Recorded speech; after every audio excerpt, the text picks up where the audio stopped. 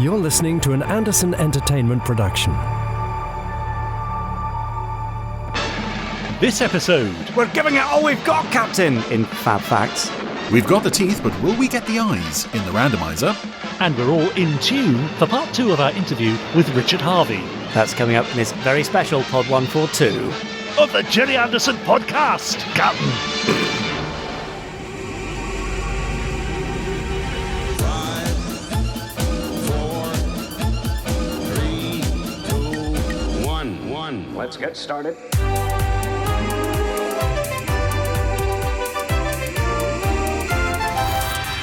Let's go. Spectrum is green. The Gerry Anderson Podcast with Jamie Anderson and Richard James.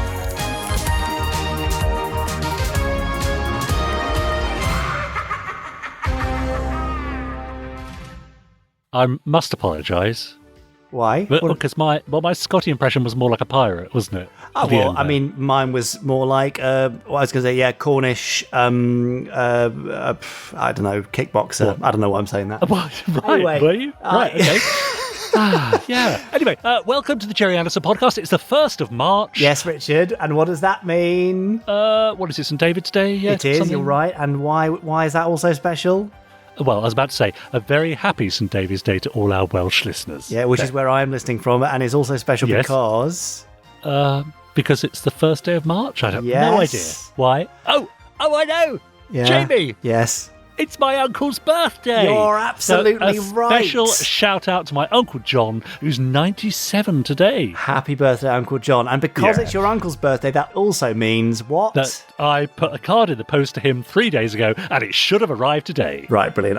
Yeah, okay. Also, Anyway, Richard, what? it means that it's my birthday today.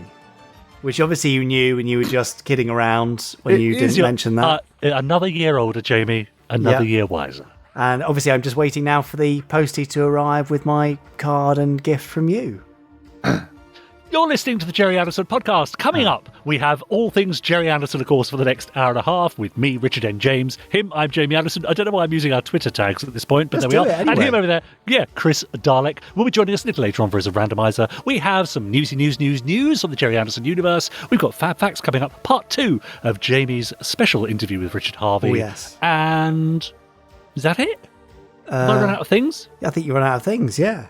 Yeah, there we are. There you go. Gerry Well, Anderson Podcast. Chris is over there making me an origami Zelda's fleet from Terrahawks, which is very so he thoughtful of is. him for my birthday. That so is thoughtful. Isn't it nice when people do thoughtful things for your birthday? Let's and go go, that extra Chris, come mile? here and show me that one you're Yeah. doing there. Oh. Oh, let's have a look. Ow! at- Oh, is- paper cut. Yeah, no, well, be careful, but isn't that lovely? That's very nice. Oh, yeah. look at that. He's done real such a nice job. Well done, Yes. Chris. Well, thank Well you for done. that. I look forward to receiving the rest of the fleet shortly. Yeah. And now, Richard, obviously, because it's my birthday, you're going to be extra nice and charming to me today, aren't you? Well, now, I'll try my best, but I can't promise. All right, fine. Well, it is a Monday, fair enough. So, you're going to enthuse then when I say it's time for this week's Fab Facts. Oh, as it's your birthday. Now, time for this week's Fab Facts. It's a very special birthday edition of Fab Facts. Oh, look, I can see the candles and everything. Yep, so I've got the book of Fab Facts here with the candles sticking out the top. I better blow them out because it's a bit of a fire hazard. So, Careful. Oh, oh, they're these annoying relighting ones. I'll have to put them in a glass of come water. on. Hang on. Okay, right. Yep. So I've got a book of Fab Facts, and I'm going to flick randomly through, and Richard's going to shout Fab at a random point, and I think it's highly unlikely that it's going to be anything birthday related, but there we go, never mind. You never know. Let's start flicking right now. Fab! Ooh, Hey? we got quite a long way through there. Good. Now, Richard James, I know that you're a bit of a Star Trek fan. It's true. So would you like a Star Trek Fab Fact? Well, you've got no choice because not only have we stopped on the Star Trek fact, but it's also my birthday, so You get to choose. I don't get to choose, but I get to, just read it out, Endorse. I guess. Yes, so here comes the birthday endorsed Fab Fact. The set designers on the original Star Trek weren't above sneaking in an occasional joke here and there, as you may well know. Famously, there are power conduits running throughout the Enterprise marked GNDN. Did you know that? No, what would that stand for? It stands for Goes Nowhere, Does Nothing. And do you know why that is? Because it goes nowhere and does nothing? Yeah, but it's because Star Trek's not real. Don't tell anyone. What? But, yeah, no, let's not go into that too much. What? Anyway, somewhere on the original Enterprise, you will also find a possible nod to an Anderson series. Right. And it's actually quite prominent. Is it? Yeah, have you spotted it? No. Okay, well, let me tell you. It's not Shatner's wig, is it? It's modelled after Oink from Stingray. No. In engineering, in the chamber at the back of the room that houses the warp engines, you will see a series of sets of pipes running across the floor and on either side of the wall. Mm-hmm. From the episode The Naked Time onwards... Oh, yeah. Yep. The top pipe of each set that runs across the floor was marked with a part number. Right. Just a little touch to kind of make the Enterprise seem a bit more like a real ship. You know, like this sort of no step and jet blast warnings on yeah, on I love all that. Yes. So, if you look into the warp engine chamber, the top pipe in the second row is usually marked with part number 784 XL5. Oh, is it now? Yes. Now, Fireball XL5 had been airing in the States on NBC from 1963 to September 1965. Mm-hmm. And Star Trek's first episode aired on NBC in September 1966. So although it could just be a massive coincidence, the timing does match the fact that someone just could have slipped in that little nod to a previous NBC aired sci-fi show that perhaps they rather enjoyed. Yeah, I like that. Now, Could be true. We'll post some images in the show notes, and if you're watching the video version of this, hopefully you'll see those there. But that's rather nice, isn't it? Now, I will add that we've just sent over a document to a potential partner for a project. I won't say more.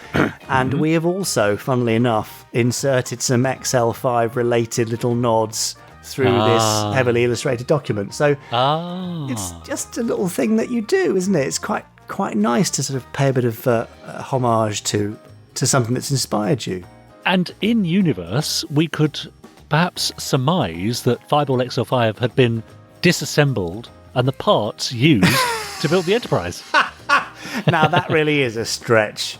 Oh, is it? Oh, okay. It would have been an intergalactic leap there, but let's say that's the case, 100%. Yeah, let's say it. Yeah, nice. I'm glad we've established that now. So there you go. I think that's rather lovely. If you've spotted any other Anderson nods, and there are loads all over entertainment, especially in animated stuff like Futurama and The Simpsons and Japanese animation, anime stuff, manga, we see it all the time. But if you've spotted something, email us in, podcast@gerryanderson.co.uk. We would love to see your little spots that you've made. And it's just nice to know those little nods exist all throughout entertainment. So yeah, that's great.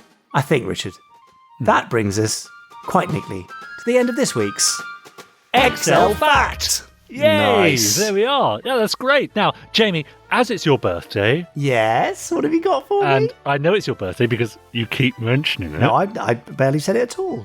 I asked our wonderful podsterons on their Facebook group if they had anything that they wanted to ask you or tell you. Oh, what, just for my happy birthday? Well, yeah. So Neil Holloway says, when are we going to get another Fab Live? Oh, well, we've been talking about this today, haven't we? Yes. So I would estimate approximately 7 weeks from now. Well, that's very specific. I mean, something like that, approximately. Right. But soon that we've got one in the works, haven't we? We have, that's true, yeah. So watch this space, Neil. Alex Pass said Space 1999 and UFO have both enjoyed repeats lately. Which other Anderson shows would you guys like to see back on the box for a rerun? Well, obviously Space Precinct. Yeah, obviously Space Precinct. Yeah. I think Terrahawks probably deserves another little blast, especially after its success recently on Amazon Prime, and sadly now it's not on Prime anymore. Yes, sure. Secret Service is on BritBox now, so that's kind of getting a bit of it's not a broadcast, but it's getting a streaming run. I think New Captain Scarlet deserves another run, don't you? Yes, you're right. Yeah. I love New Captain Scarlet. I have to say, I'm going to probably be a bit controversial here, Jamie. Space Precinct. Oh, did you know it doesn't look Yes. great, does it? Oh, because it's SD, you mean? Yes. That's the trouble. You watch UFO and Space 1999, it all looks beautiful. Pristine, yeah. Yeah, I know. Such a shame. Well, we have been playing with upscaling and stuff to see what we can do with Space Precinct, but it Yeah. is tough to make it look really stunning. Yeah. But then again, they've done some sort of AI upscaling on Babylon 5 recently, haven't they, I think? Right. Which I think is on HBO Max or one of those US streaming services. Crikey. So Nice. you never know. Could be done. Indeed. Jenny Davies says, does Jamie have a favourite Anderson show character, and what is his favourite cake? Huh? Gosh, so that's an interesting one. I mean, Virgil is my go-to because he is heroic and paints and is musical, and he loves a little bit of gin. So, Right. we're pretty similar, Mitch. Yes. We're not In really. many ways. Thank you. And I love a good red velvet cake, I have to say. Do you? Big fan of red No, velvet. no. What do you mean, no? That's the most bland of cakes. A red velvet cake is just, Depends where you're getting Just your sort of red velvet cake from, dry, mate. dry old sponge. You're a dry old sponge. This is my birthday. How dare you? If I want a red velvet cake, I shall have a red velvet cake. In All fact, right, I'm going all to right. eat 2 for my birthday now, just to spite all you. right. Well, fair enough. And finally, Rebecca Andrews says, how's the farm doing and how are your dogs? Oh, well, they're fine. Thank you for asking. In fact, not long ago, I took Eric out on a lovely 3-mile walk. We walked to the nearest village and back. Did you? Well, the Right. next nearest village and back from where we are now. Ernie, unfortunately, is deaf now, but he's coping very, very well with it and is very happy despite being 14 now. Yeah, he's in good health. The sheep are pretty good. We've got a few ewes in lamb, so we should have some lambs coming in April. Are you heading towards a busy time of year on the farm? I mean, it's always a busy time of year on a farm, isn't it? But yeah, no, it's all good. And the chickens are laying again, so I'm not short of some eggs. Brilliant. Perfect. There you go. Just a we few should questions from our now. podstrons. No, really. And a little later on, I'll be reading out some messages from their Facebook group and also on Twitter and YouTube, where people have been viewing the latest offerings from the Gerry Anderson YouTube channel. Oh yes, we've got all sorts there, haven't we? I know. Every day there's something new. Seems like it. That's how we try to keep it, and even more to Great. come. There's so much stuff to come, and it's not long until we can start talking about it. So Lovely. That's rather exciting. Anyway. Until we start talking about those, but there's always some news, so let's have some Gerry Anderson news, shall we? Should we have that? Yeah, go on. All right, here we go.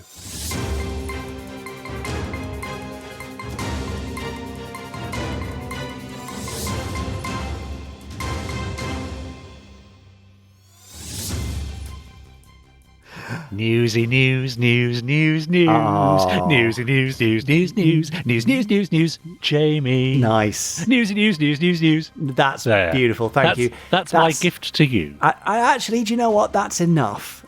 Please don't do it again or any more of it. I know that was really lovely. I'm very grateful.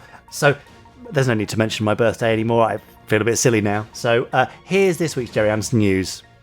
It's the Gerry Anderson news, and to get us started off today, Yeah. it's a bit of Thunderbirds news, which I know a lot of you will already know, but if you don't already know and you're in the UK, then you're in for a treat if you want to see Thunderbirds in its original aspect ratio in high definition with its original soundtrack. Well, it's on BritBox UK right now. We've been talking to BritBox for a few months about this. When they first released the sort of out-of-this-world science fiction collection, we said, is there any chance you can get the original 4.3 version on in high definition? And we worked with them to track down the masters, and finally they're uploaded and they are there for you to enjoy. That's exciting. If you haven't tried BritBox in the UK, you can get a free trial, I believe, for 7 or 30 days or something like that. It's a lovely collection of stuff, and obviously the first time that those episodes have been available in HD in their original aspect ratio in the UK. So there you go and enjoy. Great. Tech Talk Series 2 is over. It finished this Saturday with Spacehawk, but as you may have seen at the very end of the video, well, there's a Series 3 planned. It's already been recorded, it's being edited right now, and it stars John Coleshaw as Jeff Tracy, and my, what a fine Jeff Tracy he does too. Oh, can't wait. Lots more of those to come. They'll be available in the next month or two, I should think. More on that very soon. Next week's video on the Gerry Anderson YouTube channel, youtube.com/Gerry Anderson TV, is the Metamorphosis of Space 1999. It's Chris Dale's humorous and very smart and savvy analysis of the transition from Season 1 to Season 2. And there are some great laughs in there. He's done a really, really nice job. It's a very honest review. And I can tell you now that when I was drinking my coffee this morning and reviewing it, I spat my coffee out and laughed really hard at the very end of it. So you've got something to look forward to there. Don't skip ahead, though. Watch the whole thing. It's a really lovely sort of 20-minute mini documentary. Great work from Chris there. Yeah. First Action Bureau, hurrah! Yes, Richard, we know you were in First Action Bureau. You don't need to say it. The CD set, the 3 CD set, is finally in stock. It's shipping now. If you've pre-ordered yours, it should be with you. Well, hopefully by now, actually. If not, it'll be very, very soon. Mm-hmm. It's a limited edition pressing. There's only 500 units available worldwide. If you want to get that, it's a feature-length edit version, so it's about 92 minutes, I think, across 2 discs. And then there's an extensive making-of documentary and music suite as well for you to enjoy on the 3rd disc. So go and grab that. And while we're talking about special edition CD sets, Space 1999 Volume 1 is out in the world. Thank you, Big Finish. It is out and you can listen to it now. Now, if you've ordered the special edition from the Gerry Anderson store, I'm afraid to say that due to manufacturing issues surrounding Brexit and COVID, and also some licensing issues around photo usage, which have all now been cleared, the manufacture of that set was delayed. It's underway now. It'll be arriving at the Gerry Anderson store probably between the 10th and the 14th of March, and we'll start shipping then. However, you don't have to wait that long to listen to it right now. Just find your order number in your email. If you can't find it, just email our support team, and then email that order number and the account email address for your bigfinish.com account. We'll just create one if you haven't already. If you email that to enquiries@bigfinish.com, they will add the digital download to your Big Finish account free of charge, and you can listen to it straight away. So I'm sorry about the inconvenience there, but at least you can listen to it now and not have to wait until the physical set arrives. And if you do have to wait for the physical set because you don't do digital, I'm extra sorry. But lots of stuff outside of our control. Mm-hmm. Sometimes these things are sent to try us and make life very difficult, and it's not always easy to get everything out on time. So, oops, sorry about that, but it will be with you very soon. There's probably some other news around, some other things going on, but I think that'll do for this week's Gerry Anderson News. That was the news, birthday news. Beautifully done. Thank you very much. What's that called when you sing a single syllable over multiple notes? I'm sure there's a word for it. Is there? I think so. Anyway, a single syllable over multiple notes. Yeah, you've probably got some stuff to read out, so I'll look up what that's called, hopefully, and you can tell us some stuff from the Podstron. Is that all right? Oh, yeah, sure. Because, of course, they have been emailing us at podcast@gerryanderson.co.uk. Paul Hyde, for example, says, "Hi, everybody." Well, that's me, Jamie, and Chris, I suppose. He says, "Have you guys thought of getting Mr. Chris Evans for an interview? He's a massive Captain Scarlet fan, as well as a Thunderbirds fan, and we'd love to hear what he has to say." And that's from Paul Hyde. Yeah, I suppose we would love to hear he's probably quite a busy chap, isn't he? Yeah, now, we have been in touch before, and he's extremely busy, very difficult to get hold of, but we'd love to have him. I mean, Chris Evans and Jonathan Ross would be great because they are both passionate fans, and they'd be great speakers. Now, Richard, the word I was looking for, melisma. Right. Melisma.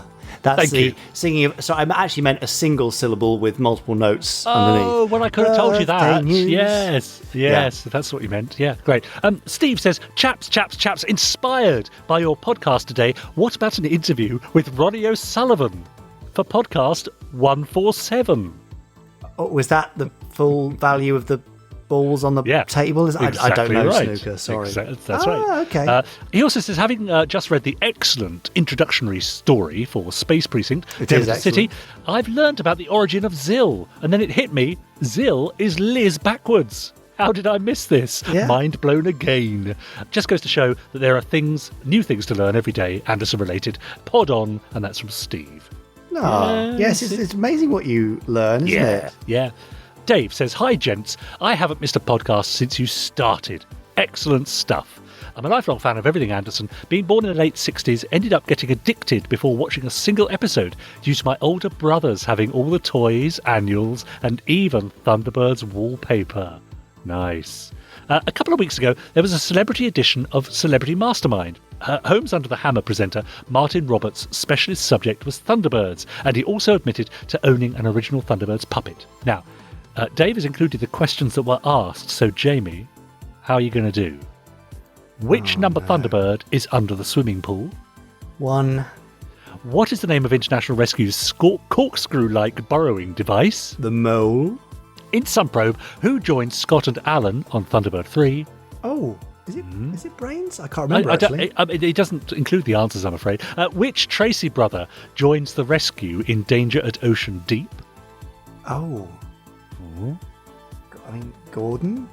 People will be screaming at I know, this is terrible, isn't it? Yeah. It got me today. In Pit of Peril, what is the name of the army vehicle that falls into the pit? The Sidewinder. What 3 letters are used by international rescue agents? FAB, hopefully. What is the name of the tune played by the Cass Carnaby 5 in the Sham Sham? Oh, but I can't remember what it's called. No. Pass. What creatures have grown to large size in the swampy river? I've started, so I'll finish. Alligators. It says, keep up the good work, and that's from Dave. Well done, but you didn't do too badly. No, I didn't do great, though. It's funny, the episodic stuff I find really difficult to recall, but I find that for Doctor Who as well, weirdly. Yeah, So, yeah. Strange, isn't it? Anyway, so there we are. Do send your thoughts, comments, reviews, questions coming in to podcast@gerryanderson.co.uk. And of course, don't forget, while I've got your attention, to subscribe to us on whichever platform you're listening to us on to be sure of hearing every single episode as it appears.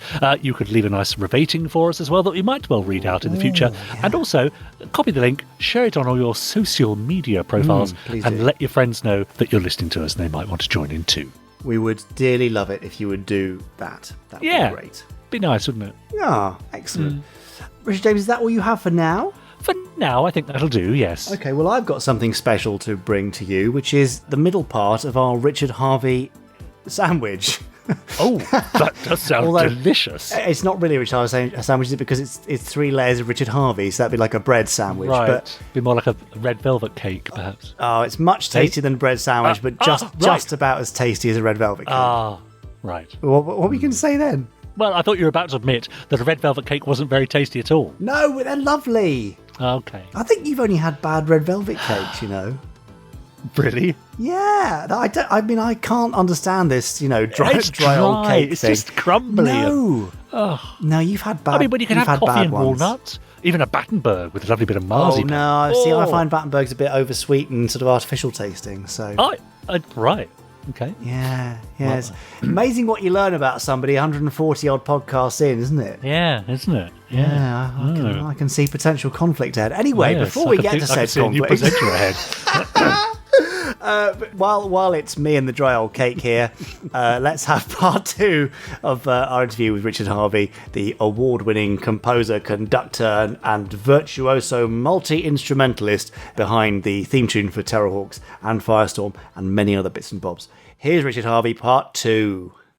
So, fully established and able to call yourself a composer then, Richard, and with producers and directors approaching you. What's the sort of timeline from then to getting in touch with Dad for Terrahawks, and how did that come about? Okay, well, that's an interesting one. I sort of flirted with Los Angeles, went over there a couple of times, decided finally, but in the end relatively easily, that it wasn't the place for me. Firmly established in London, I got involved through my connections with EMI, which are actually connections all put together by an old school friend of mine. And EMI had obviously they always had Abbey Road, but in those days they had a studio in the basement of their Denmark Street offices. And my old school friend was at that point the engineer of that very busy studio in the basement of 21 Denmark Street. And I'd got into doing production music, also with EMI, so I was a regular visitor to that building. But the London Symphony Orchestra had, at this point, and I can't remember the year, had just produced their #1 album called Classic Rock.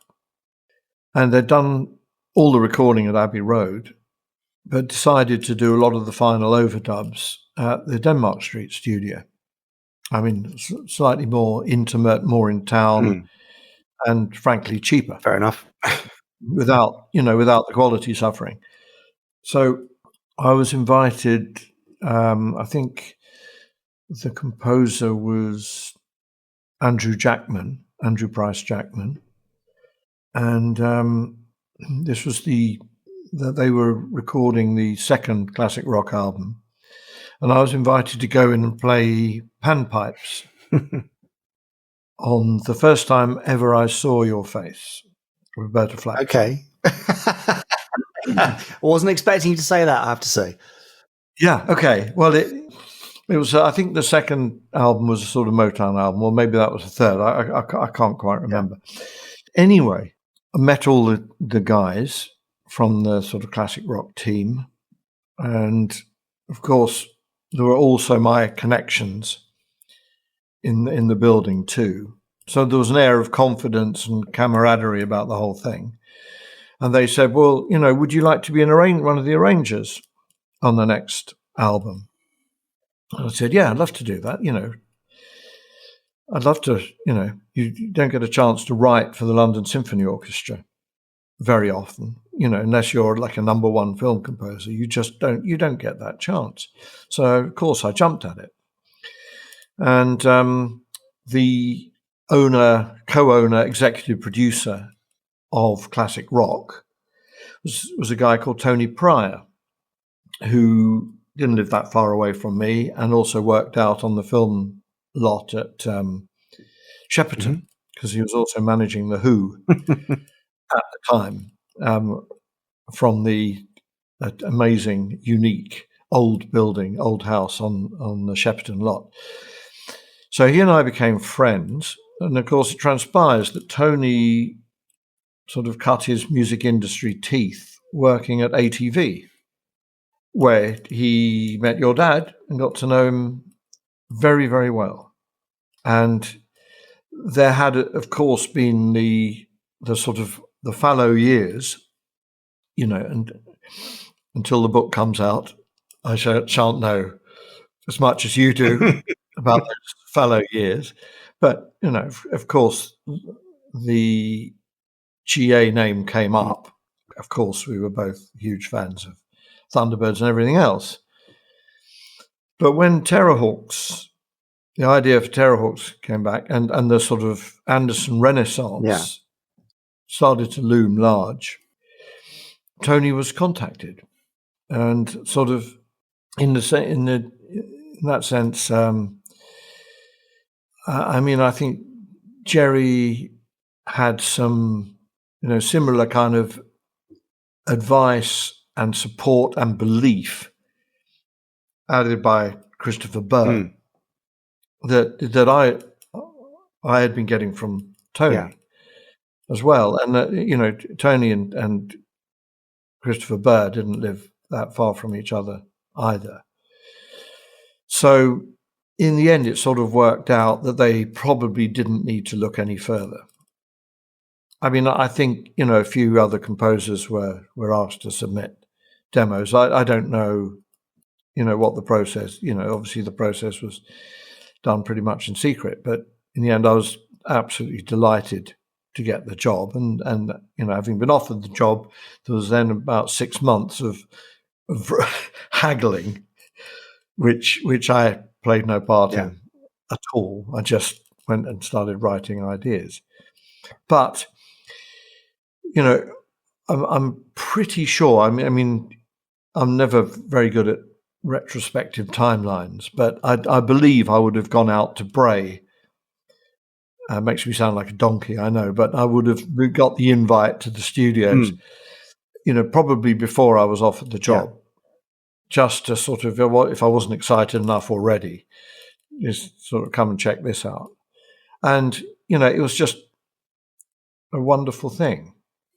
I'm sure that there will be many others who've spoken to you in this way, Jamie, over the years. But it was a wonderful moment.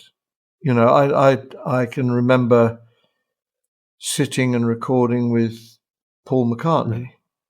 That was a similar moment.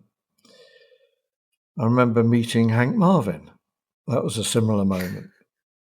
There's just half a dozen things in my life that were similar to, that moment of going down to Bray, meeting Gerry, seeing all the models being made and watching, because it's, the set of something like would have been Thunderbirds, but, not too technically different. The sets for something like Terrahawks, it's just grown-ups train sets. Yeah. Oh, yeah, boys. I mean, it's really wonderful grown-up train sets. And, even if it were just somebody's private hobby, it would have been absolutely fascinating. But the fact that it was, all tied to a resurgence in Anderson culture made it incredibly exciting. I mean, you couldn't really drag me away from the place. And, I mean, it was fantastic to sit and talk with him in his office. I think, we went for a meal as well with Tony. Was it a Chinese meal in Windsor by any chance? I have a feeling we went to a pub, but I hope that Christopher Burr won't be insulted if I say I can't remember whether he was there or not. I'm sure. I only had eyes for the great man, basically. But, and hearing him tell the story of, the Barry Gray collaboration, the good bits, the bad bits. For me, the best bit kinda was that he wasn't around anymore. So I got the job. And whether Barry Gray would have been offered, I mean, I think he was still alive then. Yeah, he died in 1984, didn't he? So he was still alive. And I'm sure it was mooted, but long since retired. Yeah, exactly.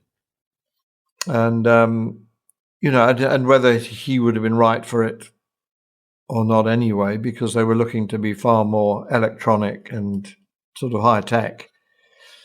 I think probably they liked the tune that I wrote for it. I mean, luckily, I've got a habit of writing 2 terrible demos, followed by a great third one. I've got you 2 demos, Richard. Yeah, so not terrible. It's a bit,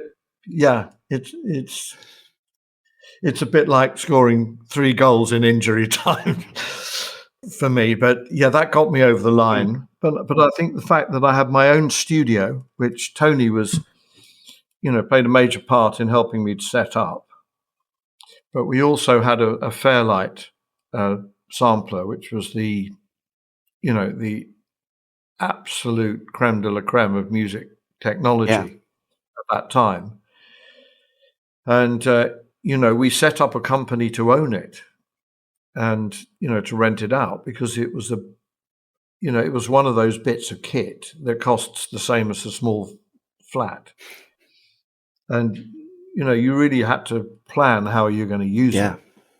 Otherwise, you'd be out of your head to get one. So we had all the stuff. We didn't, I wasn't involved in the songs, other than the fact that I introduced the writer, Richard Myhill, to Gerry and Christopher. So we didn't have any out-of-house expenses. I did all the playing, all the programming. We had, the sessions were run by a guy called Steve Rance, who was our Fairlight operator also. I think shortly after he emigrated to Australia and worked for Fairlight, and to the best of my knowledge, still does. They produce very different products these days. But Steve Rance was another. Do I want to work on a Gerry Anderson series? You try and stop me, I'll do it for nothing type person. So, I mean, for him, we had another absolute enthusiast on board. Yeah. All fanboys, really. Yeah, exactly. So, the sessions were just myself and Steve Rance. And they were all-nighters. Because, the turnover was, as you probably know, very, very fast. We just got our first ever digital recorder. So they were all delivered on Betamax, Sony digital. So it was the first thing I'd ever done that wasn't delivered on quarter-inch tape, although it was still recorded on analog 24 track because, digital multitracks were only just starting to come in at that point. There was certainly no computer-based recording. So, I guess all in all, I was the right package for the job. I could write what they wanted, right? I had enough experience of writing the picture that I could do the necessary. And basically, I had all the kit. So all the gear, the ideas. Yeah, absolutely. And I Terrahawks wouldn't be Terrahawks without that very particular sort of soundtrack, Richard. In terms of the brief when you got the gig, what was said, or was it just we want something a bit more, a bit more 80s, a bit more current, a bit more sci-fi? Off you go, Richard. Good luck. We look forward to hearing from you. Yeah, it was that to some degree. I mean, they obviously wanted a theme that was memorable and completely attached itself to. I mean, it's really interesting because themes don't exist anymore. I mean, I've just, I'm on the score voting chapter of BAFTA, and I've just done my seasonal purdah of sitting in a darkened room and watching 60 films, on the trot. Right. It's a very different world now. I'm not saying that in a pejorative way, but what you still had in the days of Terrahawks, even though I could deliver my music, and I think we touched on this when we spoke in the back of the Hans Zimmer tour bus, it was possible for the tracks to leave us sounding amazing. But by the time they actually got onto the film and got broadcasted, they sounded pretty terrible. And, that's because it went through so many analog stages from that point onwards. Yeah. And, the big difference for me in film music pre the 90s and film music post the 90s is digital sound. I mean, film soundtracks, movie soundtracks used to sound so awful. I mean, incredibly awful. They were put on optical tracks, mono optical tracks. I mean, they started life on sprocketed 3-track magnetic tape, and that was the best they were ever going to sound. And it was all downhill from there. And people had to write amazing tunes because that's all you could hear. Yeah.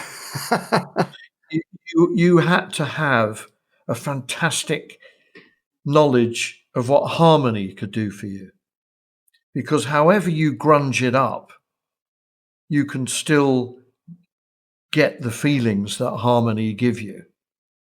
And also, people didn't have the ability to absolutely smother their soundtrack with sound effects.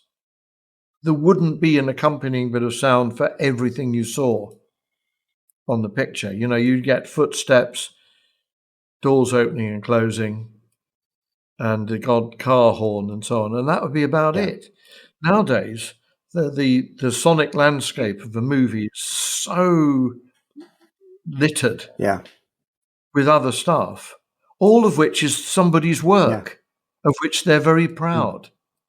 And so you're fighting against this panoply of sound that's almost music in itself. It's, it is sonic entertainment. It doesn't do the same job as music, but it plays its role in stopping you getting bored in the cinema. Okay. Yep, I'm with you. And to that extent, it's technically impressive, it's hi-fi, it's sonically interesting. But they didn't have any of that in the golden age of film scoring. They just had to have great themes with great harmony. And the orchestra was it wasn't the weapon of choice because it was the only weapon. But the advantage to that was that everyone knew what an orchestra sounded like. And even if the sound was grunged up, you still knew that it was strings underneath the love scene or, or the denouement or whatever. Now, say now, for the last 30 years, you've been able to use anything you want on a film score because you can make it sound great. There are sounds that, you say, oh, well, that's not strings. Whatever that is, that's really interesting. Or, someone in the business would say that. Yeah. But back in the 80s, you'd just say, oh, those strings sound terrible. So, the whole language. But, Terrahawks was at the latter stages of the analog age. Yeah. And like it or not, it was 16 mil film and analog sound. And it sort of would look very, very different if you remade it all today. Oh, yeah. Even using the same sets, the same models, same everything, it would look incredibly different. Yeah, yeah. But then again, I don't subscribe to the idea that things look bad because they're using out-of-date technology. Because they were all cutting edge at the time. That goes without saying. I mean, the one thing I remember, and I know you quote this from time to time, the one thing I remember from my lunch with Gerry was that he said he always cringed about the strings on the puppets. Yeah. And I thought, why? I mean, would he really go through and, if somebody said to him, look, here's several million quid, can you remake Thunderbirds using the same puppets? Or asked you to do that, would you go round and delete all the strings on the puppets? I mean, they discussed doing a sort of remaster where the strings had been painted out in the late 90s, early 2000s because it annoyed him so much. But for heaven's sake, they were puppets. Yeah. But it kind of goes with the territory. Yeah, I mean, I guess he was he was such an innovator that, he didn't want to see anything that was legacy. Yeah. But to me, so often it was just like a string would get caught in the light. Yeah. Marina, one of Marina's strings would get caught in the light, the shafts of light coming through the water. And you say, well, that's a beautiful thing. Of course. And, the music was of its age. It was, we were using samplers that had 4 megabytes of RAM. The longest sound they could hold was 1 second long. Yeah. I mean, these things would sound incredibly different if we did them today. Amazing. Yeah. But they were what they were. And, my I think I've said this to you before as well, and you'll notice that at some point the Terrahawk score went through an analog tape machine that had a slightly wonky capstan on it. So it goes up and down in pitch a little bit, which a lot of people don't notice. I do.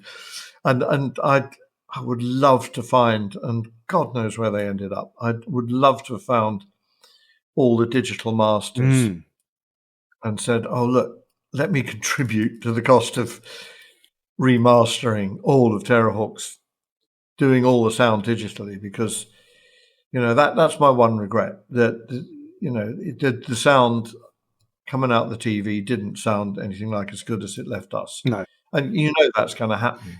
But it just had that one extra layer of deterioration that was slightly disappointing. Yeah, but of course you had that you have a musician's ear, the composer's ear. You heard the actual original recording taking place, whereas the audience, a lot of them don't have an ear for that, and they won't have had the comparison. Look, that's my puppet strings. Yeah, that's your strings. Okay, well, don't rail against something you can't change. it's part of Terrahawks' charm, I'm sure. Yeah, okay, let's put it that way. There you go. I'm happy with that. Rich, there is a famous, a well-known Royal Philharmonic Orchestra version of the Terrahawks theme. Yep. How do you feel about that versus the screen-used synthesized theme from today's perspective? Well, at the time, I was completely delighted with it in every possible way. I mean, we recorded it very quickly, and it's a difficult piece to play, very demanding for the trumpets and the horns, for example, as you'd expect. And I really had the wind knocked out of my sails when your dad said, well, actually, I prefer the synth version. I was like, oh, for God's sake. We've just done something with a real slab of budget to it. Yeah. And, and I just thought it might have been kind of not invented here syndrome, or, we didn't compromise, did we? No, our version was the best. But I'm delighted with it, but I agree. I agree with Gerry. The synth version using the most cutting-edge music technology available at the time was better. Yeah, it had something to, and I guess it was, for you writing it, it was written with that capability in mind. And maybe if you were writing a theme for an orchestra, would you write it differently? Or is that an invalid interpretation of your procedure for composition? Well, no. I mean, it depends. If you're a British-based composer, you get used to the fact that you're going to be cutting corners all the time, from start to finish. Every stage of the process, from the moment you first put pen to paper. Because there's no point you writing something that an orchestra's not going to be able to play. Yeah. And when I say that, I mean, we have the best orchestras in the world, certainly within the sphere of film music. But, when John Williams is recording the titles for Star Wars, he probably gets 2 sessions with an 80-piece orchestra just for the titles. And that works out at about, recording 90 seconds in 3 hours. Yeah. And not only that, you get the best orchestra available. Because the fixer will ring round and say, well, which days are all our top people available? That's the day you want to record it on, because you can't do this. You won't do this without the best players. So, if you've got to do an entire film score, for example, in 2 sessions, in 6 hours, you've probably got 20 minutes to record the titles. Yeah, big difference. At the end. So there's no point writing something that you can't play. And that in time, and I don't just mean the people's ability to play the notes, because, London musicians are also the best sight readers in the world, so they can definitely play the notes. But, when you want that level of excitement, the music's got to be perfectly in time, because it's got to dance. Yeah. It's almost pop or rock. It's got to be so, it's so fantastically well in time. And classical musicians aren't good at that. It takes them a while. And the thing about working with a Fairlight emulator and a sequencer, and I cast your mind back to Jean-Michel Jarre, Vangelis, the first people to really work with a sequencer. Well, there would have been Kraftwerk and, a few others. Yeah. But whatever else you got a really pumping rhythm track. Yeah. And then when you've got that, your trumpets, your violin runs, all that sort of, they've got to be in time with that. You can't have, the trumpet sounding brilliant and heraldic, but actually slightly behind the beat the whole way. You could so easily fix that these days. Yeah. But, let me hark back to, imaginary fly on the wall at Barry Gray's sessions. There would have been no multi-track. Or if there was, it might have been 8-track, and it was recorded as a backup. Yeah. the mixer did his job on the fly. It was like a live show for whoever was sitting at the mixer. There might have been one or two edits in it, but basically when the baton came down, what you were going to hear, that was it. I mean, that was it. Yeah. And the way it sounded in the control room, that was it too. The balance was it. And the difference that would have made to the players, knowing that there's no way of fixing it afterwards. You've got to give it your best shot, guys, because this is it. And that's where all that stuff got its excitement from. There are some recordings of the full session, and you can hear Barry stopping everyone and say certain sections behind, and they're not picking things up quick enough, and they're lacking precision. And he obviously had a great ear, and there was no time wasted. He was stopping recordings. You can imagine. Yeah, but there's no way in a sort of 2-minute sequence they would have done more than 2 edits. No, because somebody would have walked out of that studio within an hour of the session finishing with the finished product. Yeah, amazing. So there would have been someone sitting in the control room saying, up to bar 56, we use take 13, or, take one of this cue. From bar 60 onwards to the next take and whatever. And they knew exactly where they were going to cut, and they got their little demagnetized razor blade out and their little roll of sticky tape. And they would have done their 2 edits and done a safety copy without the edits, and that would have been it. Yeah. But you can sense in the playing that it was all or nothing, all for one and one for all sort of thing. And these days, you can fix anything. Yeah. And a lot of machines are doing the sort of busy stuff, the rhythmic stuff, the difficult stuff. The excitement has to come from other places.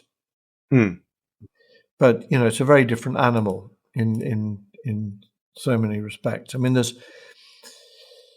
scores these days, they don't really require harmony as such. And that was the first weapon in the armory of a sort of pre-war, post-war composer. Is, the chord sequence. What chord sequence am I going to use for the main titles? And, how can we wind that in? I mean, a lot of film music now is just like over a drone. Yeah. Or just very sort of almost sound effect. Yes, yeah. It's sound design meets composition, really. And, it's none the worse for that because it's a completely different discipline. Yeah. Yeah. But actually, you can become a film composer with no real knowledge of harmony. Yeah, without probably no musical training. And no ability to write a melody either, because melodies are, motifs are still very much in vogue, but melodies have no place in modern film score. Lovely there. Richard. He's so nice and so talented. And, I really enjoyed this because it was a lengthy, in-depth and informal chat, and it's quite nice. I think that's where these interviews are really pleasant to listen to, where we go in-depth and stay informal. Absolutely right. So thank you, Richard, for allowing us into your home. And your obviously, birthday. I'm happy with Terrahawks on my birthday. Yes, bless Richard. Really lovely. Now, there's more Richard Harvey, one more part to come next week, because our chat went on and on and on and on and on. So, in fact, do you remember those adverts in the 80s and 90s, on and on and on, and Ariston? Oh, vaguely. What was Ariston?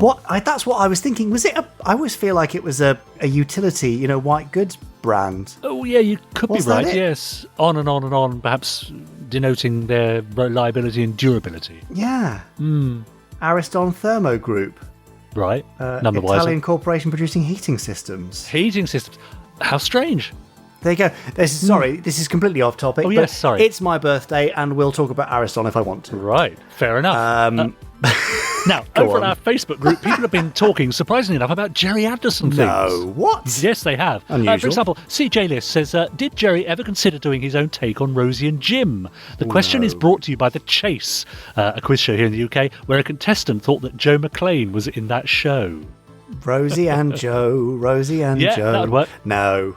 Definitely not. Farashimbo posted, if Supercar is such a secret project, why does it say Supercar on the bottom in such huge letters? Well, I mean, once you've seen it, you want to know what it is, right?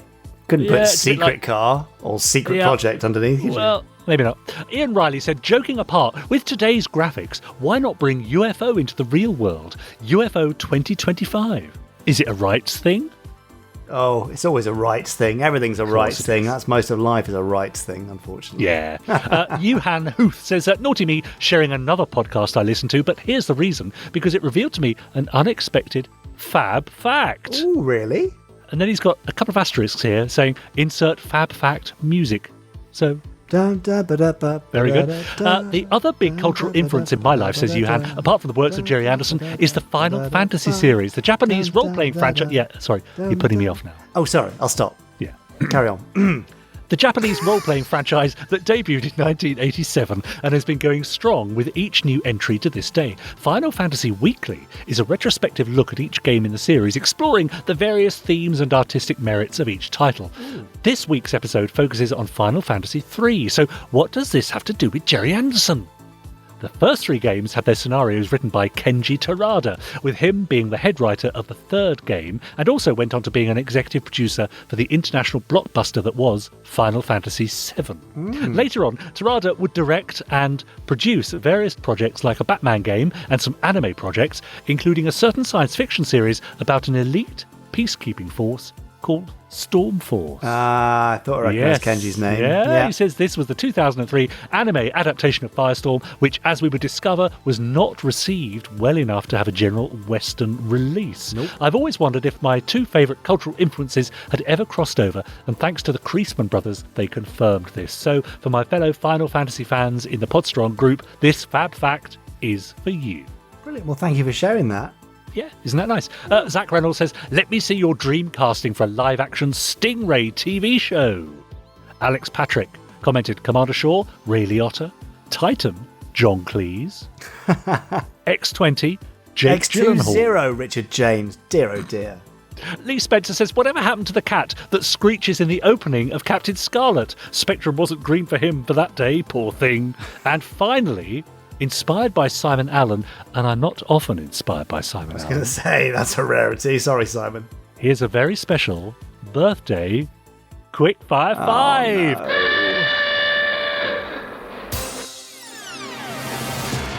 no. Jamie, are you ready for these? Oh, it's my birthday. Cosplay, Joe 90 or Torchy? Oh, why do you always put those two together? Bloody hell. Torchy. Dinner date, Lady Penelope or Marina? Oh, Penny. I mean, Marina's not very talkative, is she? It's true.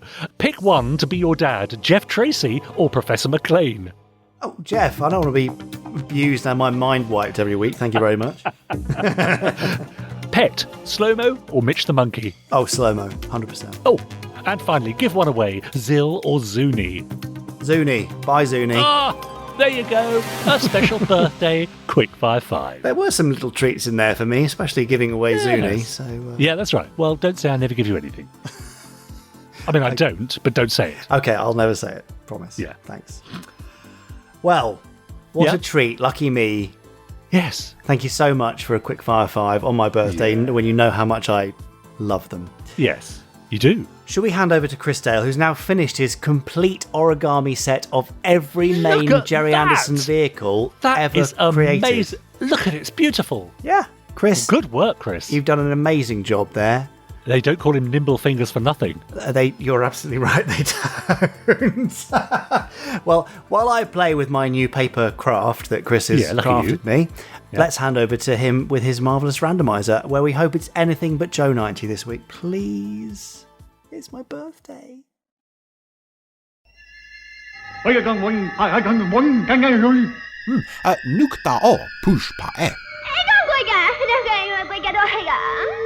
Poutini. Oh, hello everyone. Sorry, no time for a full introduction as it's a long episode today. The series is... That's right, and the episode is... Thank you. So, let's get started.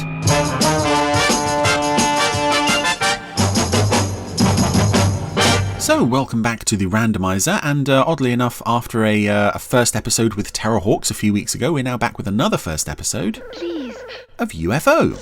And I do like how effective this opening sequence is. Take Jean back to the car. I must get this. Straight out of the gate, we're in very different territory than we were with the end of the Secret Service. I mean, that shot of Jean lying against the tree, full of bullet holes, and there's that deleted scene you'll find on the DVDs and Blu-rays, deleted shot I should say, that you're full close-up on the bullet holes and the injury detail. It's very nasty stuff.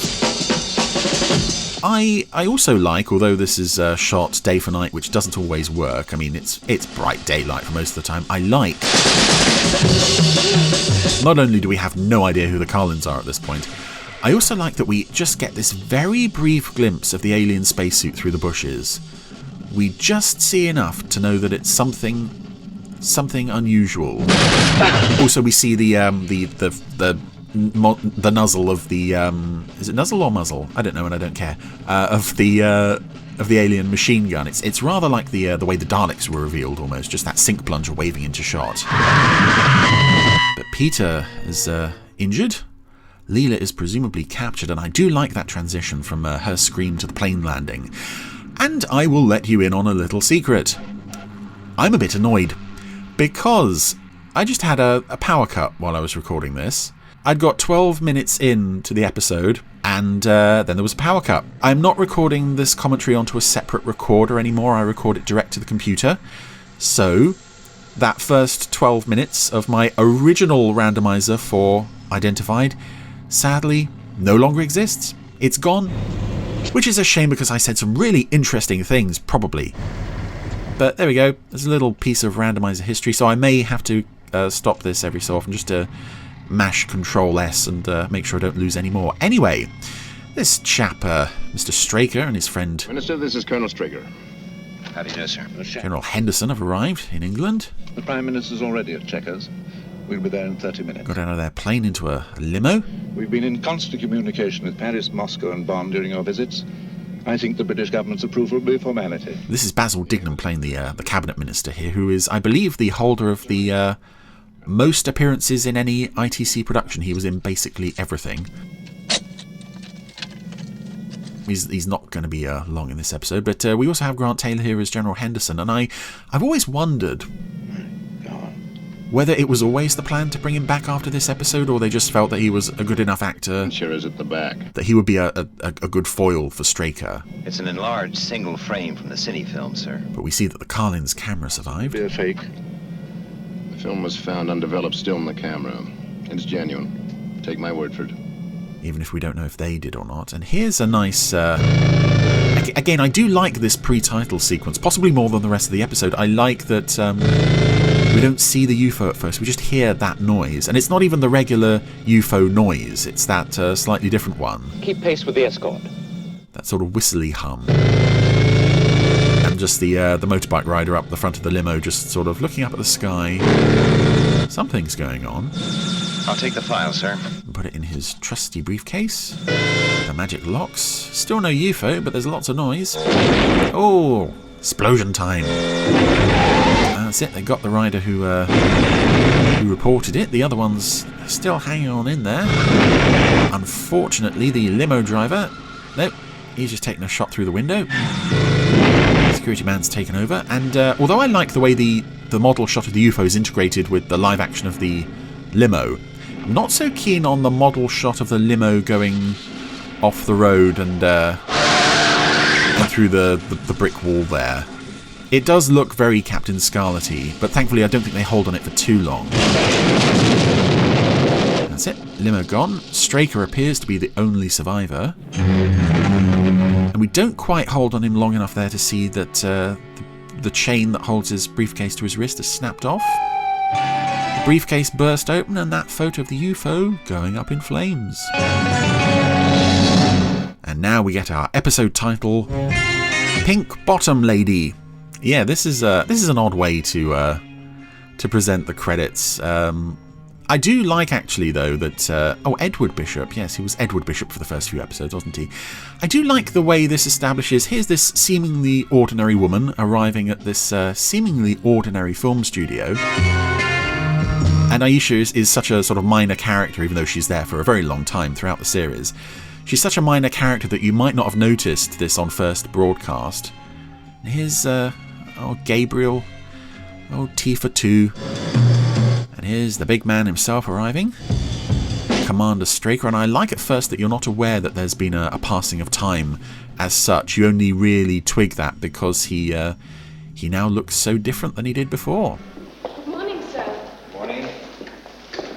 That was Penny Spencer there as a secretary, who later returned in Question of Priorities as a shadow operative. I think she had more in this episode, but that was cut. Messages? And Straker's other favourite secretary is here, Miss Eland. And here's something I don't like about this episode.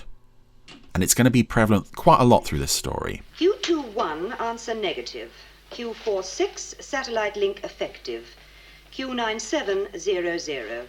The computer readouts available from today. Lots of people reading numbers that don't actually mean anything. And I get that this is kind of a holdover from the puppet days. You know, you had the puppets reading off numbers and things because they couldn't always do that much. But with live actors, it's not particularly interesting, at least I find.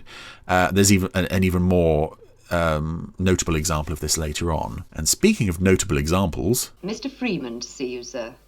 Yes, it's our first appearance of Alec Freeman. Mr. Freeman. But the girl in reception calls me Alec. Who's channeling Austin Powers for this week. Well, doesn't that inflame you with jealousy? Obviously it doesn't. And it's an interesting characterisation as well. I think firstly it's an interesting choice to present George Sewell as the ladies' man. But soft. What light through yonder window breaks? Which isn't a part of his characterisation that really stuck around Juliet is the sun. After this episode. Positive identification 97. I think they kind of combined Freeman with what they wanted Foster to be, and since there is no Foster equivalent in this episode, we just kind of get this odd Frankenstein monster of the two. Alec Freeman's sex pest almost. He's very out of the norm. Thankfully, I think George Sewell is likeable enough that he just about gets away with it. It's not too... it doesn't make the part too unlikable. But here... Good morning, sir. Good morning. Yep, another full-frame shot of a lady's bottom and Alec's tongue practically rolling out of his head. Again, I get, Gerry Anderson was like, okay, here we go. Live actors, proper grown-up stuff. Aren't you? Uh-huh. But he made that mistake, I think, that some people make. Grown-up equals sex. And it's not always the case. And here, another nice touch here, just our introduction to the underground shadow complex. And also now we see Aisha, who we saw arriving at the studio earlier. Oh my god, there's a man smoking on duty back there. I think actually later on, I'll mention it now in case I don't spot it, there's a woman in shadow control doing her makeup. Trouble? Oh, why else would I send for you? You know I don't like you. That's been established, Alec. That's Westbrook Electronics, isn't it? Yeah. What's left of it. Well, what happened? For 10 years there have been setbacks. And this establishes we are now 10 years after the pre-title sequence. Errors of judgment and other mishaps. Let's put Westbrook Electronics down to other mishaps. And all because we asked a man in pink to guard it. So bang goes the Utronic project. Just when we thought we really had something to track them down. Now don't panic, Alec. The Utronic equipment is safe. It wasn't in the building. I do like that, don't panic, Alec. I know it's cheesy. It's cheesy in the extreme, but... Shadow have had Moonbase and the other satellites on. I wouldn't say no to a t-shirt or a baseball cap with that on. Been a few UFO sightings, but no interceptions. We've got the teeth. Soon we'll have the eyes. Now, Freeman, you know how important this is to our whole organization. Now, the Utronic design team and the equipment are ready to be picked up in Los Angeles and flown here to England. Now, I'm making you responsible for the security of the entire operation. I mean you, personally. Right. And again, some early installment weirdness, as you often get with shows. The way Straker and Freeman talk to each other in these early episodes is in no way reflective of the close friendship that we later come to discover they've enjoyed for a very long time. Part of the personal service. Shadow Control, this is Seagull X-ray. Confirm arrival Stevenson Base, Los Angeles, 0835. Takeoff scheduled 1100 hours. Roger, Seagull X-ray. Call Moonbase, will you? Yes, sir. And here's something else that I find odd about this episode, and it kind of limits my enjoyment of it a bit, is that this episode, much like Expect the Unexpected actually, it feels less like a story in its own right and more a sort of shopping list of things we need to introduce. And I get, obviously, it's the first episode of a series. Oh no! I'm sorry about that. The microphone fell out of its holder. Someone has put a curse on me. Someone is trying to prevent me from getting all the way through Identified. I'm going to keep going. I've no idea what I was just talking about, but here is something that I was talking about earlier. Status check. More numbers. Target. Affirmative. Magnetic field. Buttons being pressed. Saturation density. And a man pretending to be a robot. Detonator. Which I've always found quite amusing. Code. Okay. Displacements. Go. Audience. Board. Check. Fluctuation. It doesn't mean anything. Reflex. Excuse me. Oh no, don't interrupt the numbers. Shadow control for you, Lieutenant. Good morning, Gay. I think I might have some action for you. I love that reaction shot of Gay. I don't know who she's looking at. I guess it's Joan, but it's almost straight to the camera, almost fourth wall breaking. Hello, VIPs on the Utronic equipment. So let's keep everybody on their toes. We can't afford to take chances. Roger. Joan, announce a yellow alert for 10:45. I love that there's also no explanation for the purple hair. Straight out of the gate. I think this is going to be for real. I'm going to take a break. I'll be back about 10:30. Okay. And here we have a scene that often gets cut on repeat broadcasts, certainly in the UK, and I know it does in America as well, and has done for about 20 years. This scene of Gay going off duty and Joanna? is Shakira Bakesh in her underwear and Gay stripping out of her uniform and such. Now, this scene, I always find it slightly amusing when people complain about this scene getting cut from repeat broadcasts. Sort of, no, we can't, they don't want us to see it, guys. They've gone all PC, it's PC gone mad, woke agenda. But actually, what you may not realise is that this episode of UFO is longer than any other. It's longer by about 1 minute and 25 seconds. If you're interested, the next longest episode after this is ESP. The absolute shortest is Survival. So, you know, it's kind of what broadcasters do, unfortunately. They tend to cut 2 minutes or so out of every episode for adverts and such. Here's a 90-second scene that adds nothing to the story beyond, some nice things to look at, and obviously it's going to be the first casualty when broadcasters are skimming through looking for a scene to cut. Hi.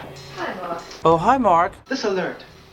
What do you think? Another false alarm? And also anybody who knows the show well enough to know that this scene is cut when they see a repeat broadcast probably already has the show on DVD. They've probably got it. With a cup of coffee. They can watch the whole scene over and over again whenever they like. So, yeah, I do find the hysteria that surrounds that scene being removed as often as it is quite amusing. I mean, for the record, I would love it if we lived in a world where these things didn't have to be trimmed for broadcast. Yes, sir. Unfortunately, it's just a fact of life, and some of these older shows, particularly these early episodes of UFO, move at a fairly slow pace. There is quite a lot of padding we can remove. But, yeah, I just find the hysteria surrounding that. You always know it's going to come, and, yeah, I find it funny. Sorry, it's I hate to get political, but, I'm recording this, the morning after some Star Wars news has broken, and, you know what? I'm tired. I'm so tired of all the, capital letters I've seen this morning. Anyway, putting Gay's stripping scene, or lack thereof, to one side, we're now on Skydiver. 10:45. Right. And, yeah. That scene was almost entirely pointless. It's just, again, it's a shopping list of elements. Here's Moonbase. Nothing happens there. Here's Skydiver. Nothing really happens there either. Sorry, sir. How long you been with us, Ford? Just over 2 years, sir. 2 years. And yet I distinctly remember seeing you 10 years ago when we were setting up Shadow Control. Now look. Yeah, that's another unfortunate little continuity blip. Base, the satellites. Here we're establishing the ruthlessness of Shadow security, I think. Now 400 people work up there, and not one of them knows all this exists. And also the idea of Ford as Straker's favourite whipping boy. Studio's chief Anything that goes wrong, it's always Ford's fault. But my real function is. That's what security's all about. Again, it's a nice idea. Sometimes it's pretty difficult. Difficult? To establish something that I think will become fairly notable in later episodes, the human cost of the Shadow operation. Have you ever thought about the victims of UFO incidents? But here it's a bit forced. I mean... Consider their parents, brothers, sisters. Ford has been with them for 2 years. He knows this stuff. They can never know the truth. He would never really make this mistake, except he has to here for this scene to work. Their loved one may turn up, clinging to a thread of hope. Don't ever tell me that security's difficult. Sometimes it gets pretty close to home. And that immediately sets up the possibilities for future installments. What's gone on in Straker's life that alert starts in 2 minutes, sir. He's lost. Be right with you. Stevenson Base, this is Seagull X-ray. Liftoff check complete. Liftoff clearance. Roger, Seagull X-ray. You are clear to go. 10:45. Right. I do rather like the idea that Shadow operatives in this episode are having to keep an eye on what other Shadow operatives are doing. This is a big operation and we've all got to be in sync, but at the same time, it's not especially interesting. Airspeed building. 130. 140. Even with Shane Rimmer here to again read numbers for us. 160 V1. VR. Rotate. I do like how cool Shane Rimmer looks for most of this episode, though. Base calling Sid. Speaking of cool things, here's another thing to tick off our list. Intruder detector. Pass your message. Our plummy-voiced space intruder detector, Sid. Electronic equipment is airborne. Track progress of aircraft until further notice. Keep sharp lookout for UFO. Please pass your code so that your instructions can be complied with. All more numbers. Receive code. Standing by.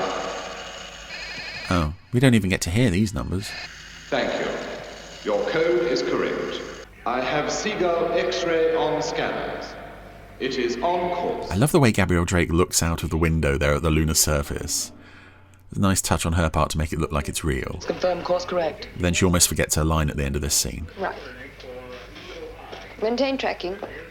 I do wonder though with Sid, again, I'm not aware of them using a password to access him in any other episode. Is there ever a chance that they might forget their Sid password and they have to deal with you have entered incorrect password. Please confirm that you are not a robot. Hydroplanes check complete, sir. Okay. Steer 042. Maintain present speed. So we've now established that the chap we saw in the forest, Captain Carlin, is now working for Shadow. He's aboard the submarine. I'm going back to do my stuff with the passengers. Right. Passenger's a passenger. I saw her too. She's kind of cute. But again, beyond him looking a bit sort of thoughtful, there's no real...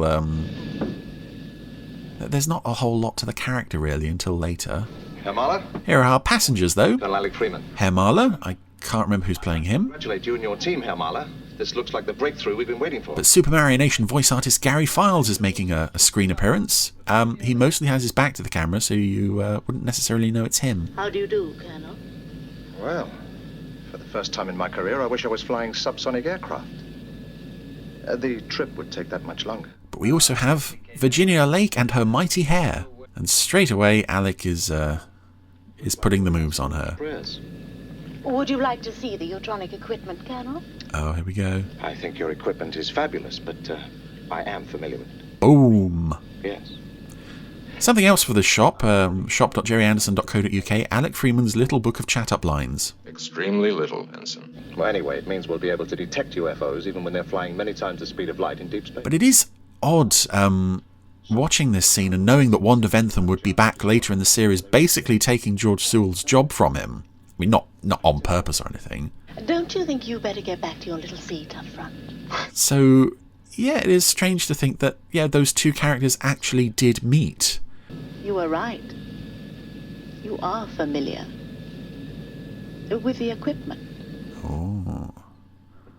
This is getting very saucy. Saucier than a direct hit on a Heinz factory. Lake almost seems like a slightly different character than she would later be. I think one of the things I really like about Colonel Lake is she is absolutely ruthless. Here she's a bit of a sort of, almost a sort of scared little girl. And something else I don't like about this episode, and I'm afraid it is going to be one of those randomizers where I say, I don't like this. There's a lot of waiting in this episode, and I know they are waiting for a UFO to show itself.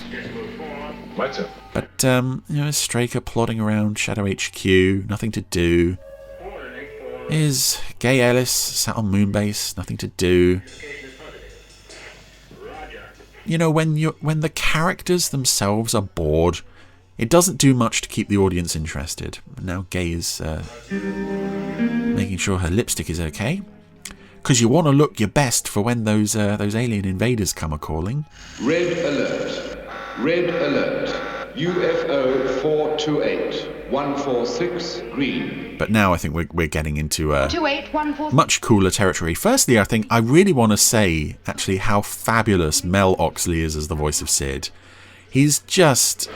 This is Moonbase to Shadow Control. Predicted trajectory termination. Sid is a plot device. He's a machine. But giving him his own voice makes him a character almost. And he's one of my favourite characters on the show despite not being a character. And just that very plummy voice. It's the end of the world, but everything will be okay. Listen to my nice, calm voice. I don't know if I would have liked Sid as much if another actor had been performing that voice. I mean, I don't know who else would have been under consideration, but I'm very glad they went with Mel Oxley. 6 green will report. But something else that makes this scene very cool, and I think the Interceptor launch sequence is always cool, despite the fact that I have no idea how they get into the machines. The shot of them going down the slide looks amazing, and then we have this music.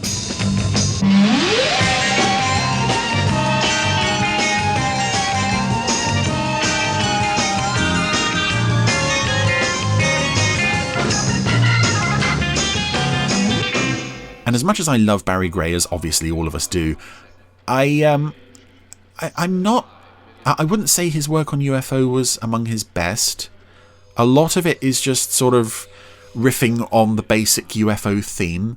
But when he does that for, like, the Interceptor launch theme there, it sounds so good. Moonbase to Interceptors. So it's making even the numbers that Gay's about to read out here MCC reading 1 sound a bit cool. 1 264 110. Timing 2496. And the bonus ball is... Program completed. Yeah, I'm sorry if I'm ragging on somebody's absolute favourite episode of UFO. If you really love the numbers being read off and people just kind of sitting around looking bored, Firing 5.4. Please,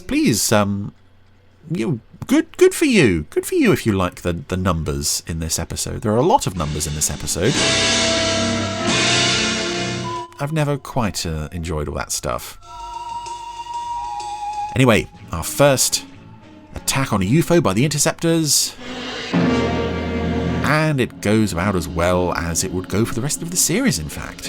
Confirm. Negative. It's through. Uh-oh. Even Ford doesn't know what to do. He looks very confused. Well, don't just sit there. Warn Skydiver.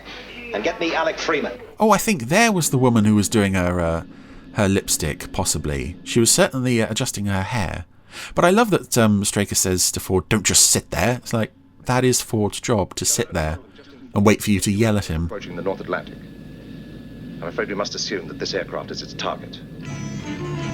We're going to reduce height in order to gain the advantage of cloud cover. This will mean we'll have to reduce speed, but of course in the dense atmosphere, so will the UFO. Presumably that increases Shadow's chances of intercepting it. Yes, it does. I'm trying to find some way to leer at somebody or make some saucy comment, and I just can't do it. It's too serious. I have positive radar fix. It's up to Skydiver now. In position, sir. Right. Stand by. So Skydiver's moving into position. 1-0. Having some more numbers there. Stations. Launch stations. And here's something again. Clear. Clear 2. More people spouting things Okay, lift-off station. that mean nothing. Lift-off stations. Checking boosters. Circuits. Sandwiches, cupcakes. 12 circuits, okay. Boosters. And it's strange with Skydiver that they go out of their way Engaged. Stabilize gyros. to throw all of this dialogue into this procedure of launching Sky 1. And really, after this episode, they never do it like this again. There's nobody standing there with a clipboard going, circuits, boosters, relays. By the end of the series, the unnamed David Warbeck, unnamed Skydiver captain, just barrels straight in there. He gets told to launch and he's off. But it is a very, very nice reveal of the fact that Skydiver has a plane on the front. It isn't immediately obvious when you first see the submarine. Control from Sky 1. Airborne. Roger, Sky 1. So yeah, we've had the reveal of Moonbase, we've had the reveal of Sid, we've had the reveal of Skydiver now. Basically, they introduce everything in this episode except the mobiles. Lower heat shield. Right. They save those for computer affair. I don't like it. These clouds give about as much cover as a G-string on a belly dancer. Sky 1. I have a lot of sex, you know. I'm very sexually motivated. What's your position? Shut up, Alec Freeman.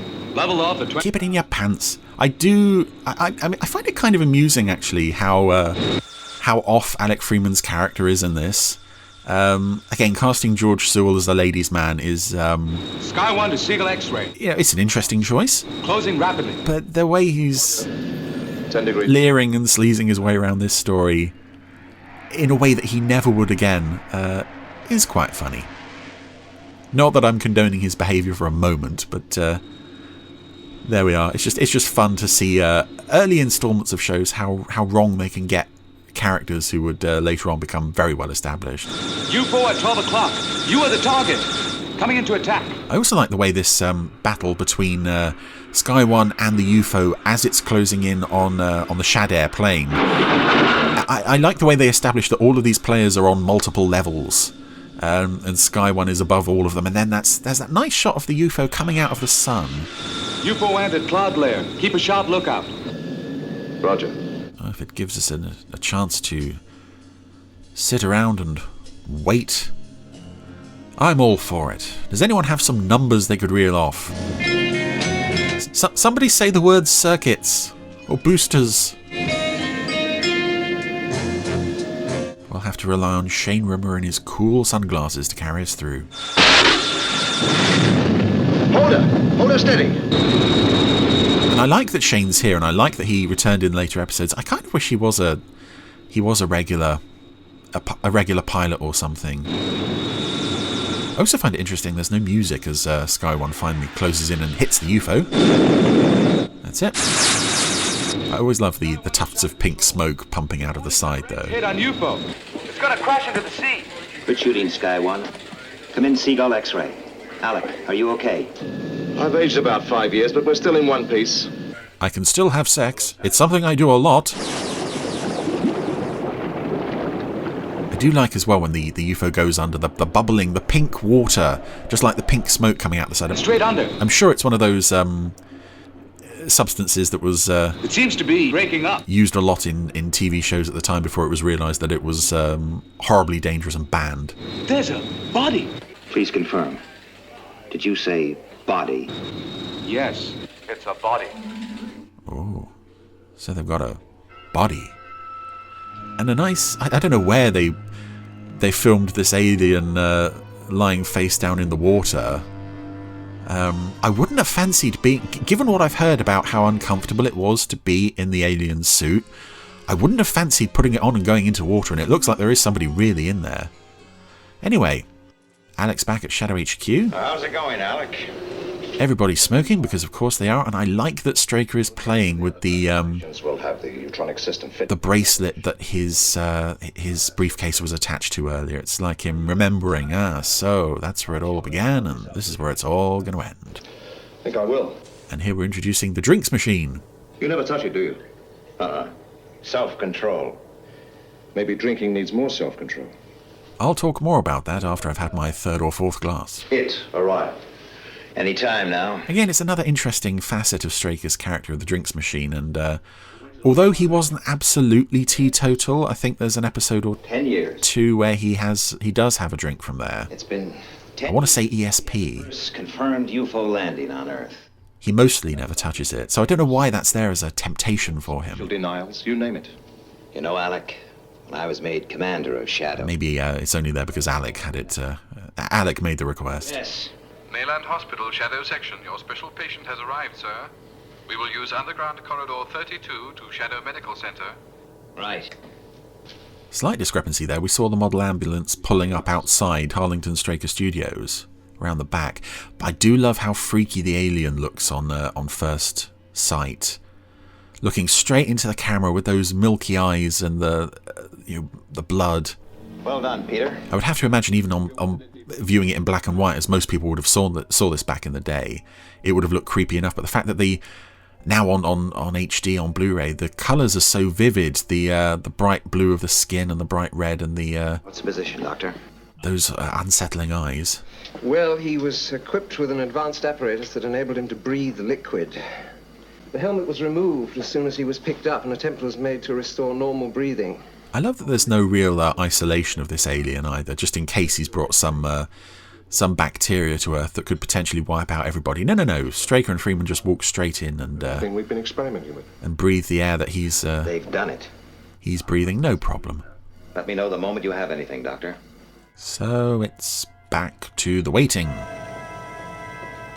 which I suppose is okay. There's it's intercut with the scenes of the operation of Dr. Schroeder tinkering with the alien. I'm a bit squeamish about eye-related stuff, as I'm sure many people are. So there's that horrible moment coming up where Schroeder pulls out a metal implement and starts poking the protective contact lenses, and you hear that click, click, click noise. But for a moment, you're not sure. Oh, it's very nasty stuff. Here we go. Yep. Oh, the bulging. That's it. That's the bit that gets me. The way the contact lens just bulges in the eye socket, and luckily he has a contact lens removal kit. There's a sort of human eye underneath.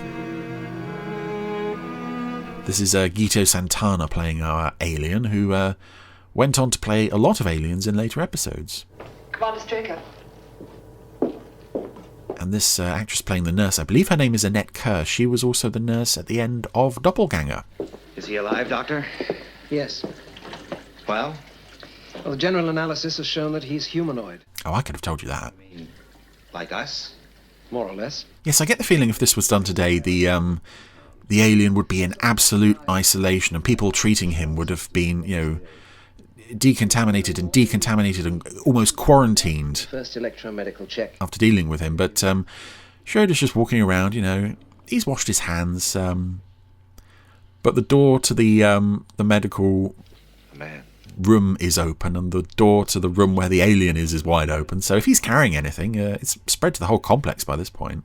What is? But now we start to get the answers to some questions. This preliminary test shows organ and gland transplants. Oh. So that man from very far away has got bits from people very close to home in him. Fact. On a number of fully documented occasions, mutilated bodies found after UFO attacks. Organs missing. Fact. An electromedical examination on the first alien we lay our hands on shows organ transplants. The doctors aren't certain. No, not yet. But I'm willing to bet that our proof lies at the end of that corridor. I'm also not too keen on Straker's costume in this episode. This tan and brown thing. It looks very tight in areas that a gentleman wouldn't necessarily want it to be tight. So I'm kind of glad that they gave him like actual proper tailored suits very soon after this. I think that costume kind of disappears after the third episode. Anyway, our alien chappie, who of course has been left unattended, is having a bit of trouble breathing. I do like the way they they introduce the decaying, the aging makeup on him here. Zoom in on his face and then cut to the strange, weird lights and then just pull back out and, oh, he's not looking so well. Dr. Schroeder? Intensive care unit. We have an emergency. I also like that he's got that bandage on his cheek. I mean, you know, he suffered severe head injury, but, you know, there's also that nasty cut on his cheek. We've got to deal with that. But it's not looking good. I'm afraid he's dead. Oh, well. Yep, establishing here the aliens reverting to their true age when they are exposed to our atmosphere. Again, you know, I like on one hand that you get the feeling humanity is just kind of, you know, fumbling their way through this first encounter with a real alien. But on the other hand, some of the medical procedures here are a bit questionable. When can I have a post-mortem? 48 hours. Make it 24. I also like that Guido Santana kept coming back because he does look... Just what really matters. Well, those are the details. Yeah, he does look, not... I can't... How? What's a good way of saying someone looks like an alien? That's not what I'm trying to say, but he does have a sort of otherworldly quality that makes him quite suited for playing the aliens. Now, the fact that the lungs were filled with an oxygenated liquid seems to indicate a subjection to phenomenal acceleration. And here we get one of the earliest examples of what an asset Ed Bishop is to this show. Basically just giving him this entire scene, which could have been another very dry info-heavy scene where people are rattling off numbers and things, but here he's... Times the speed of light. He's just magnificent in this scene. 2. Who are they? And it's not a particularly interesting one. In science and technology. At least what he's got to say. Everything in this report seems to add up to a dying race. Hereditary sterility was evident. How that works, I have no idea. Drugs and advanced transplant. Yeah, that basically means if your father was sterile, then you'll be sterile too. They're also highly intelligent, so they presumably come to Earth knowing the risk of contact with our atmosphere. I think Dr. Schroeder might have fumbled something there. This report indicates 5 major organ and gland transplants. In the case of the heart, tissue compatibility test shows that it was human in origin. It came from Earth, gentlemen. And this is a very... Therefore, one of the... understated... horrific element of the core idea of the series. Imagine a dying planet. And it's a very interesting idea that they didn't really need to incorporate. Resources exhausted. Its inhabitants sterile. Doomed to extinction. Situation we may one day find ourselves in, gentlemen. Oh, not if I have anything to do with it. Shut up, Alec. Discover Earth. Yeah, you could do a live-action alien invasion series without this element. With animosity, but with... But it gives the aliens a motivation for coming. It gives Shadow a serious reason to assume they're hostile and to want to combat them. But it also... They are driven by circumstance across 1 billion miles of space. Driven on by the greatest force in the universe. Survival. Sorry, I keep halting there because there's so many good moments of Ed Bishop there.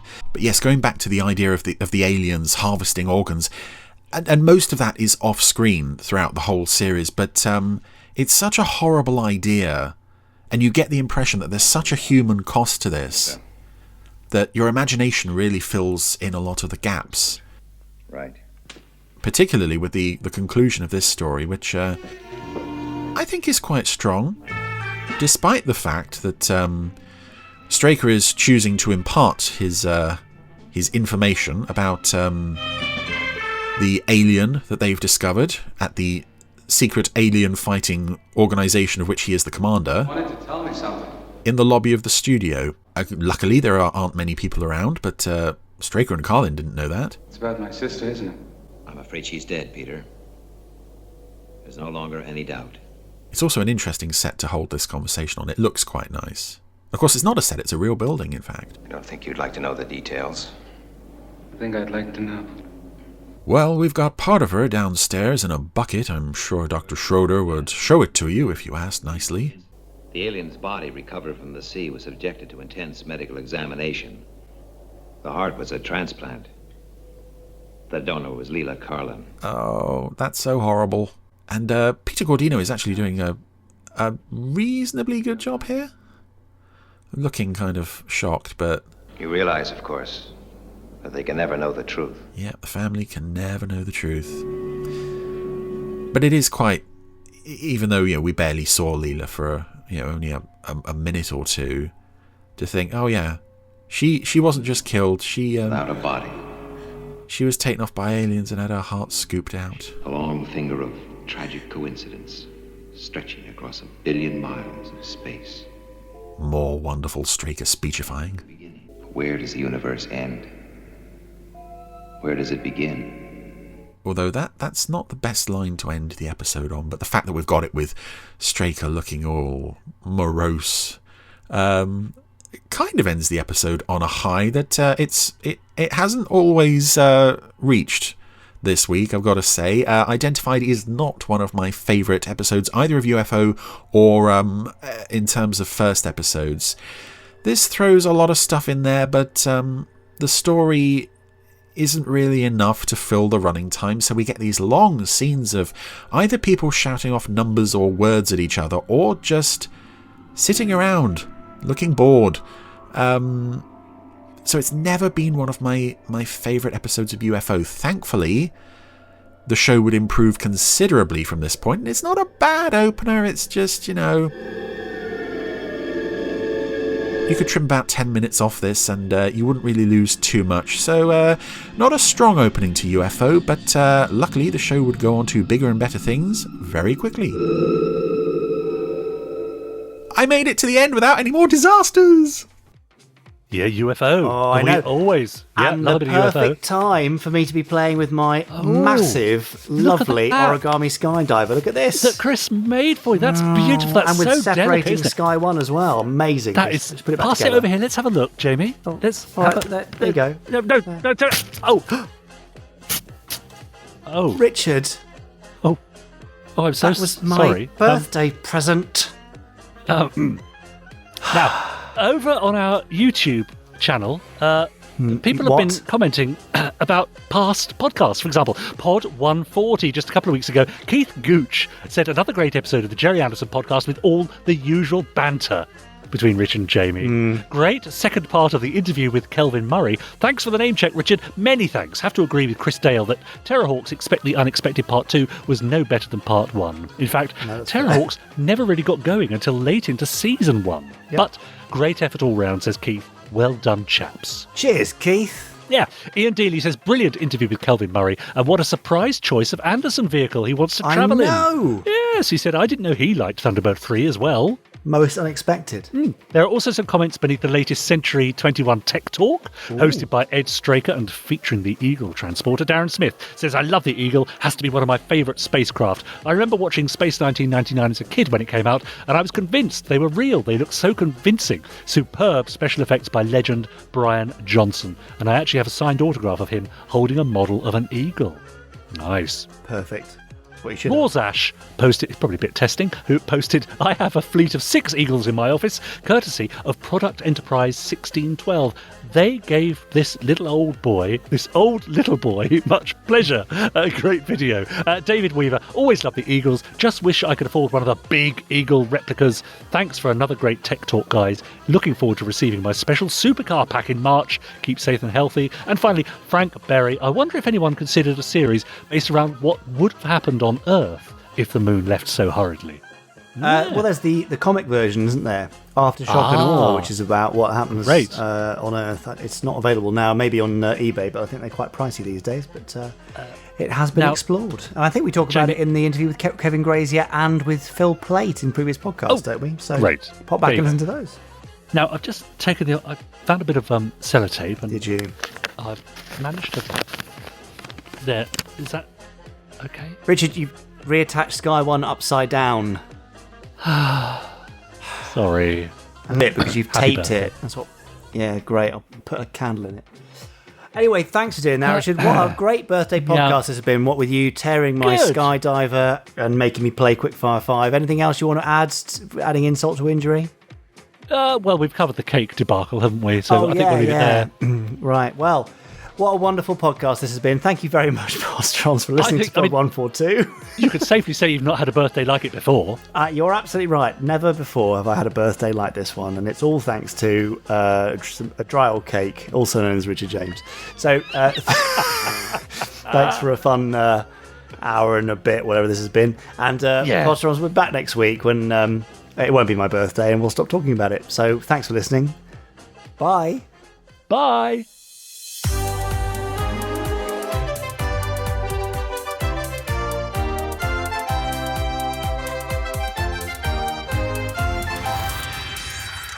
Stage 1 complete. Let's go.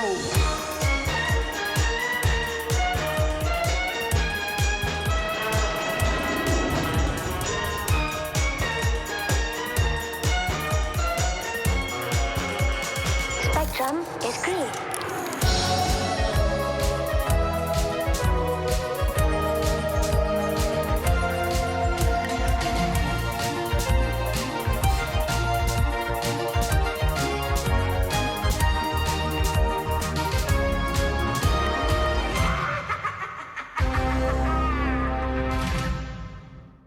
Now, come on, what did you really get me? Oh, I'm sorry. Is that my phone ringing? What? I'm sorry. I think my phone might be ringing. What do you think? Is that are you giving me an iPhone for my birthday?